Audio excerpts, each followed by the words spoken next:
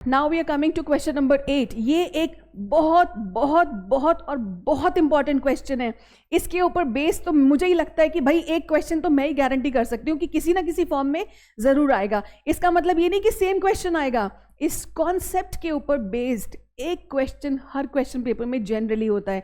क्या ये और इतना आसान होता है कि मुझे तो लगता है कि ये आना ही चाहिए। तो इसको सॉल्व करने की कोशिश करते हैं। एनसीईआरटी का है, ये तो काफ़ी आसान है। A quadrilateral ABCD is drawn to circumscribe a circle. दो वर्ड्स हमेशा कंफ्यूज करते हैं, इंस्क्राइब्ड और सर्कमस्क्राइब्ड। सर्कमस्क्राइब का मतलब क्या होता है? A quadrilateral is drawn to circumscribe, मतलब वो सर्कल के लिए उसकी सारी की सारी साइड्स टेंजेंट्स हैं। यहाँ डायग्राम दिया हुआ है, अगर नहीं भी दिया हो तो प्लीज़, अगर दिया हुआ है दैट अ ट्राइंगल और a quadrilateral is inscribed in a circle, यानी कि सर्कल बाहर है और उस क्वाड्रिलैटरल के सारे वर्टिसेस सर्कल की बाउंड्री पर हैं। लेकिन अगर लिखा है that the quadrilateral circumscribes a circle, मतलब उसकी सारी की सारी साइड्स उस सर्कल के लिए टेंजेंट्स होंगी। और टेंजेंट्स होंगी तो सबसे बेस्ट पार्ट होता है उसके सारे के सारे वर्टिसेस A, B, C और D act as external points and we get the tangent segments. इस क्वेश्चन को शुरू करने से पहले ही मैंने सारा का सारा आंसर में हिंट दे दिया। मुझे प्रूव करना है that AB plus CD equal to AD plus BC। जब भी ज्योमेट्री का कोई क्वेश्चन प्रूव करना है we will start only with the left hand side, दोनों को एक साथ ड्रैग नहीं करना है। अब इसको प्रूव कैसे करना है ये क्वेश्चन में ही हम आराम से कर लेते हैं। यहाँ पर अगर हम यहाँ पर AP को देखें तो वो AS के बराबर है, अगर हम PB को देखें तो वो QB के बराबर है। ठीक है, ओके, थोड़ा सा कलरिंग में भी मुझे भी मज़ा आ रहा है। एक अगर हम DS को देखें तो वो DR के बराबर है। लास्ट कलर चूज कर लेते हैं, ग्रीन ले लेते हैं। ठीक है, तो ये एक RC को देखें तो ये CQ को देखें। ये वैसे ना हमें लगता है कि क्या मैम कलर यूज़ कर रही हैं, बट ऑनेस्टली स्पीकिंग जिस बच्चे को ज्योमेट्री मुश्किल लगता है ना, ट्राई यूजिंग कलर पेंसिल्स। एक या दो कलर पेंसिल्स अपने पर्स में या पाउच में रखो, कहीं भी कंफ्यूजन हो रहा हो अगर हम इसको ड्रॉ करके देखें ना, सामने सामने दिख रहा है the two red segments, the two yellow, the two blue, the two green, साफ साफ दिख रहा है कि ये tangent segments from the external points हैं तो बराबर होंगी। मैं ये नहीं कह रही हूँ बैठ के शेडिंग करनी है एग्जाम में, लेकिन अगर कभी बाई चांस कंफ्यूजन हो रही हो तो colour pencils work magically well. ठीक है, AB प्लस CD। अब मुझे AB प्लस CD से शुरू करके बाकी दोनों साइड्स पर जाना है। और सबसे इंपॉर्टेंट बात यहाँ पर AB प्लस CD, ये है हमारा AB और ये है हमारा CD। अगर आप AB को देखो तो AB के अंदर एक येलो पोर्शन है, एक रेड पोर्शन है और इसके अंदर एक ब्लू है और एक ग्रीन है।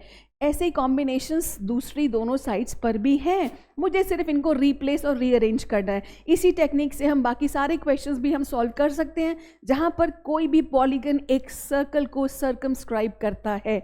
लिखेंगे कैसे? AB is made up of AP plus PB, ये हो गई हमारी first side, plus CD is made up of CR plus RD। ठीक है, हमने इनको लिख दिया। अब इनको एक एक करके रिप्लेस करते जाते हैं। AP now can be replaced by AS। ठीक है, PB can be replaced by BQ,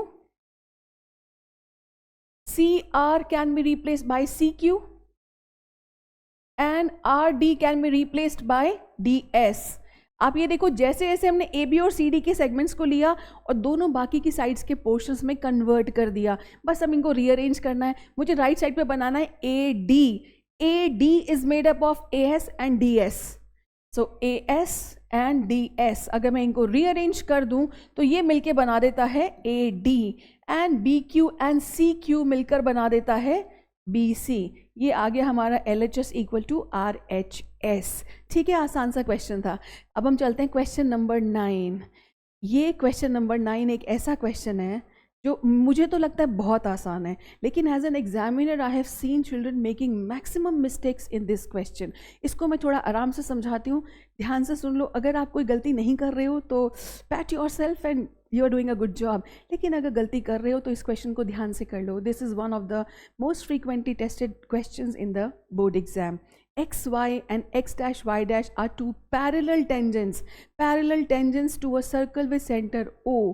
ठीक है, तो हमने एक सर्कल ले लिया और उसके दो पैरेलल टेंजेंट्स ले लिए और दोनों पैरेलल टेंजेंट्स का नाम क्योंकि क्वेश्चन में दिया हुआ है मैंने एज इट इज़ इसको लिख लिया है। अब इसका सेंटर ओ है और एक और tangent, another tangent A B with point of contact C intersecting XY at A and X dash Y dash at B। तो यानी एक और टेंजेंट हमने यहाँ पर ले लिया है, इसका नाम भी हमको क्वेश्चन में दिया हुआ है A B and it is touching the circle at the point C, ये भी मैंशनड है। तो इसमें कोई चेंज नहीं करना है।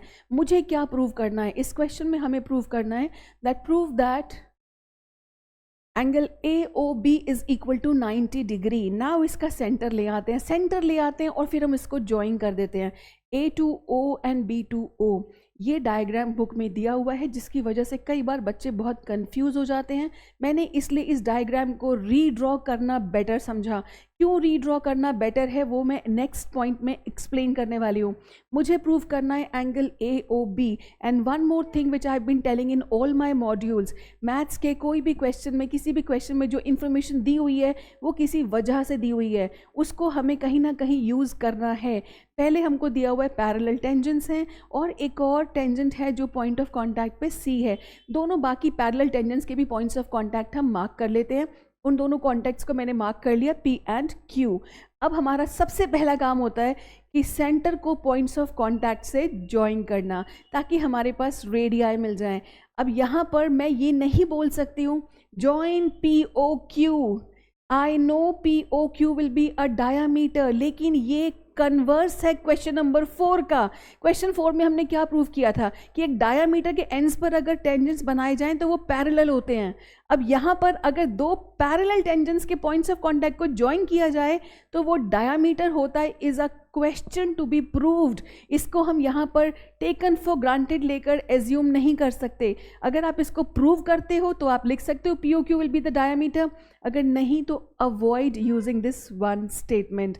ठीक है, POQ we all know will be a diameter but we can not use it without proving. तो इसको यूज करने की हमको यहाँ ज़रूरत भी नहीं है। क्यों नहीं है इसको देख लेते हैं। तो हम ये नहीं लिखेंगे कि ज्वाइन POQ, हम क्या लिखेंगे join O to P, join O to Q and join O to C। जब हमारा डायरेक्ट इस सिंपल सी चीज़ से काम चल रहा है तो हम कॉम्प्लिकेशंस क्यों लेकर आए? हमने सिर्फ क्या किया है, सेंटर को तीनों पॉइंट्स ऑफ कांटेक्ट से ज्वाइन कर दिया। अब तीनों से ज्वाइन कर दिया तो यहाँ तीनों जगह पर 90 डिग्री का एंगल भी तो आ ही जाएगा। This is by first theorem. 2 जगह मैंने बनाया है, तीसरी जगह मैंने जानबूझकर नहीं बनाया क्योंकि ये हम सिमिलरली करके बाद में यूज़ कर लेंगे। तो mainly we are now focusing at 2 triangles POA and COA। इन दोनों ट्राइंगल्स को अगर देखा जाए तो ये दोनों ट्राइंगल्स हमारे कॉन्ग्रुएंट हैं। ये हम ऑलरेडी थ्योरम में प्रूव कर चुके हैं बाय RHS, और यहाँ पर हमारे पास एक लिबर्टी है कि हम इसको SSS से भी कॉन्ग्रुएंट प्रूव कर सकते हैं। कैसे? Because AP will be equal to AC because they are the tangent segments, OP will be equal to OC the radii and OA is common. ठीक है, तो यहाँ पर हम SSS कॉन्ग्रुएंस यूज़ करके इस क्वेश्चन को सॉल्व कर सकते हैं। सारी डिटेल्स हमें क्वेश्चन में ऑलरेडी दी हुई हैं, तो गिवन लिखने की बिल्कुल भी ज़रूरत नहीं है। चिल्ड्रन, ऐसे क्वेश्चंस ज्योमेट्री की जिसके अंदर पूरा डायग्राम डिस्क्रिप्शन आपको दिया हुआ है, आपको उसको रीराइट करना लिखना ज़रूरी नहीं होता। आपका मन करे कोई इंपॉर्टेंट इन्फॉर्मेशन है आप लिख लो, बट डोंट बी स्कैर्ड कि अरे नहीं लिखा तो मार्क्स कट जाएंगे। जिन क्वेश्चन में डायग्राम के साथ डिस्क्रिप्शन ऑलरेडी दिया हुआ है उसको सिर्फ कॉपी करने के मार्क्स कैसे हो सकते हैं? That's the logic behind it. तो join OP, join OQ, join AC ये हमने किया है तो हमने लिख लिया, इसको हमने ज्वाइन कर दिया। तो हमको डेफिनेटली नाउ यहाँ पर 2 ट्राइंगल्स को कंसिडर करना है। हमने इनको कॉन्ग्रुएंट प्रूव करने के 2 तरीके हैं, या तो RHS या फिर SSS। RHS हम एक्सप्लेन कर चुके हैं तो मैंने यहाँ पर SSS कॉन्ग्रुएंस ले लिया। अब SSS कॉन्ग्रुएंस से ये दोनों ट्राइंगल्स हमारे कॉन्ग्रुएंट आ जाते हैं। पर कॉन्ग्रुएंस हम तभी प्रूव करते हैं जब हमें उसका कुछ फ़ायदा हो। तो ये वाली कॉन्ग्रुएंस हमने क्यों प्रूव की है? Now the biggest error that children make here is, और मुझे अभी भी पता है with my experience I can tell you कि कुछ बच्चे फिर भी मेरे समझाने के बाद भी ये गलती एग्जाम में करेंगे। और जिसको डाउट हो कि मैम जो बोल रहे हैं कि वो पता नहीं गलत है, please refer to the marking scheme of the CBSE sample paper for this current batch. उस सैम्पल पेपर की आंसर की में आप खुद चेक कर सकते हो कि what is the right format of the answer. ज़्यादा टाइम नहीं है, अदरवाइज मैं खुद भी आपको भी दिखा सकती थी क्या है वो गलती। ये ट्राइंगल हमने डेफिनेटली कॉन्ग्रुएंट प्रूव कर लिए। CPCT से हमको यहाँ पर मिल जाता है x एंड x, मैंने कहा यहाँ पर मिल जाता है, यहाँ पर भी मिलता है, ठीक है, यहाँ पर भी हमें CPCT मिलता है, लेकिन हमें इसको यूज़ नहीं करना है।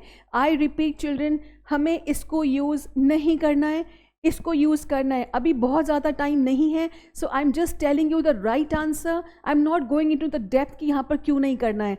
इन दोनों एंगल्स को मैंने मार्क कर दिया x and x, and they are equal by CPCT, and I can simply write similarly. दोबारा कॉन्ग्रुएंस को प्रूव करने की नीड नहीं होती है। अगर एक क्वेश्चन में ज्योमेट्री के आपने एक प्रूव कर लिया, दूसरे में सेम रिजल्ट यूज़ करना है, use that golden word similarly. Similarly मुझे यहाँ पर दो एंगल्स मिल जाते हैं y एंड y, ठीक है। अब ये वाले एंगल्स लेना क्यों ज़रूरी था? क्योंकि ये दोनों टेंजेंट्स हमें पैरेलल दिए हुए हैं।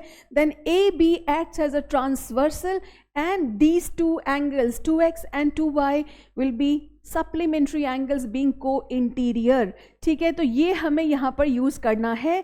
यहाँ पर आ गए हमारे CPCT का फर्स्ट पेयर, और सिमिलरली मैंने दूसरा पेयर लिख लिया, और हमने by this parallel lines concept हमने यूज़ कर लिया co-interior angles are supplementary, and co-interior angle supplementary है, तो हमने लिख लिया 2x plus 2y, and then finally I get x plus y as 90 डिग्री। x प्लस y को हमने यहाँ डायग्राम में अगर देखें तो they are the OAC and OBC, ठीक है। ये दोनों एंगल्स अगर 90 हैं तो then I can use angle sum property in triangle AOB to get the angle AOB as 90 degrees. I am just erasing all the ink marks here so that you can refer to the model answer. इसको ठीक से step by step learn कर लेना. It's a very very important question. Moving on to the next one, question number 10 बहुत आसान है। Prove that the angle between the two tangents drawn from an external point, ये तो मोरली भी visualise कर सकते हैं, ठीक है। दोनों टेंजेंट्स हैं, उसका एक एंगल बाहर बन गया है, तो डेफिनेटली मुझे ये देखना है कि वो जो सेंट्रल एंगल बन रहा है, मुझे प्रूव करना है ये सप्लीमेंट्री है। ये तो काफ़ी आसान है और हम उसी थ्योरम के साथ इसको प्रूव कर सकते हैं। We can easily see that angle A and angle B are 90 degrees. क्यों है ये 90 डिग्रीज, वो हमें यहाँ पर एक्सप्लेन करना पड़ेगा। क्यों है 90 degrees? This angle OAB, OAP and OBP are 90 degrees because of the first theorem. Tangent segment वाली थ्योरम पूरी की पूरी आप रेडियस टेंजेंट वाली लिख देना यहाँ पर। अब ये दो एंगल्स 90 ऑलरेडी आ चुके हैं, और ये क्वाड्रिलैटरल AOBP, इसका एंगल सम होगा 360 डिग्रीज। तो डेफिनेटली ये दोनों माइनस करके ये दोनों एंगल्स का सम हमारा 180 डिग्रीज आ जाता है। I am not sharing the written part of it, I think you all can manage it yourself. Question number 11, prove that the parallelogram circumscribing a circle is a rhombus. ये भी बहुत बार exam में आया हुआ है। हमें क्या prove करना है? सर्कमस्क्राइबिंग।